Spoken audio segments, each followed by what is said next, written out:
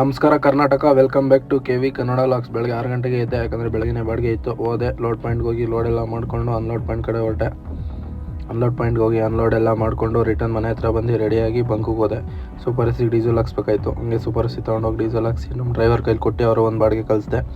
ಆಮೇಲೆ ಹಂಗೆ ನಾನು ಬೊಲೆರೋ ಎತ್ಕೊಂಡು ಚೇತನ್ ಸರ್ಕಲ್ ಹೋದೆ. ಚೇತನ್ ಸರ್ಕಲಲ್ಲಿ 3 ರೀಲ್ ಇದೆ ಅಂತ ಹೇಳಿದರು. ಸರಿ ಆಯಿತು ಅಂತ 3 ರೀಲ್ ಲೋಡ್ ಮಾಡಿದ್ರು. ಲೋಡ್ ಎಲ್ಲ ಮಾಡ್ಕೊಂಡು ಬಿಲ್ ತೊಗೊಂಡು ಅಲ್ಲಿಂದ ಬಿಟ್ಟೆ.